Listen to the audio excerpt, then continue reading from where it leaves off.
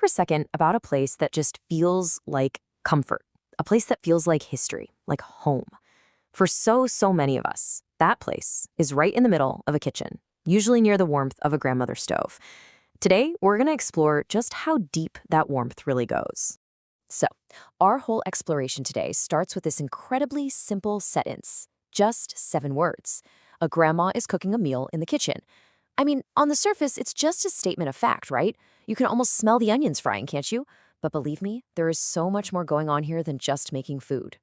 And yeah, that brings us to the big question we're going to be digging into. What does this simple act really mean? We're going to take this sentence and just unpack it, layer by layer, and reveal the whole universe that's hiding inside it. Okay, so let's start with the most obvious part, the act itself. A lot of the time, we might think of cooking as just another task, maybe even a chore. But in this context, it's not a task at all. It's a ritual. It's one of the oldest and most universal rituals that we, as humans, have. And this ritual, it kind of breaks down into 4 parts. It all starts with the gathering. And that's not just grabbing things from the fridge, it's selecting ingredients from a place of deep knowledge. Then comes the preparation, all the chopping, the mixing, that patient stirring. That's followed by the transformation, which is where heat and time do their magic, turning all these raw things into something totally new, something that nourishes. And then finally, maybe the most important step, the offering. That's when the meal is presented, not just to be eaten, but to be shared. So here's the thing. This is not just about filling empty stomachs. Let's peel back another layer and look at the real purpose behind the meal, the ingredients that you're never going to see on any recipe card. Sure, the dictionary will tell you that sustenance is about, maintaining life, but a grandmother's cooking completely redefines that, doesn't it? The real sustenance here is the love, the comfort, that unspoken care that's been simmered into every single bite. We're talking about nourishment for the soul. In this world, the food itself, it becomes a language. A hot bowl of soup on a chilly day isn't just soup. It says, I'm thinking of you. Your favorite birthday cake says, you are celebrated. Even a simple dinner on a Tuesday night says, you're home, you are safe. It's a whole conversation, and not a single word needs to be spoken. And this brings us to our next level, where we're going to shift our focus from the what to the who. Because in this story, the grandmother is not just a cook. Oh no, she's something way more profound. She is the family historian. I mean, just look at this comparison. Anyone can be a cook, right? You follow the instructions, you get a result. But the historian, the grandmother, she carries the why.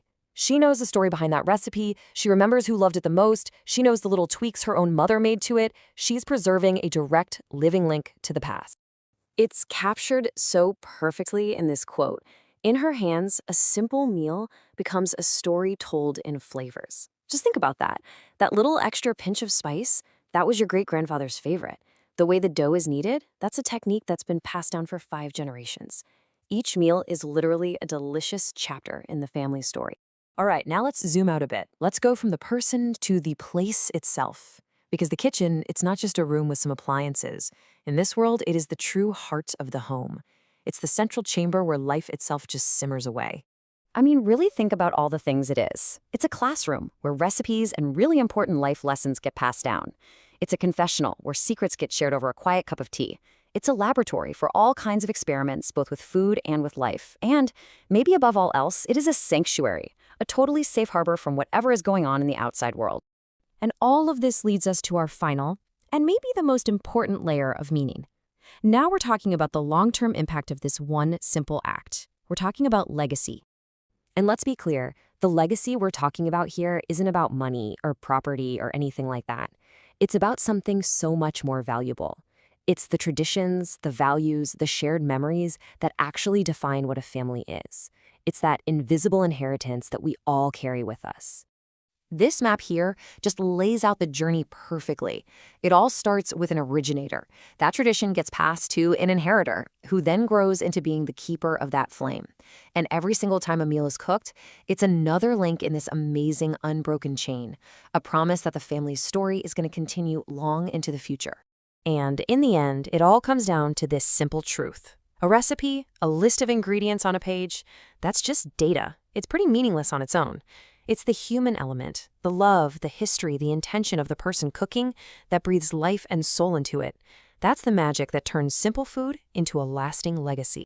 So, there you have it. We started with this plain little sentence: a grandma is cooking a meal in the kitchen, and we discovered it's actually a huge story about ritual, love, history, and legacy.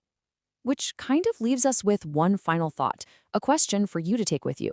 In your own life, what traditions are you keeping warm?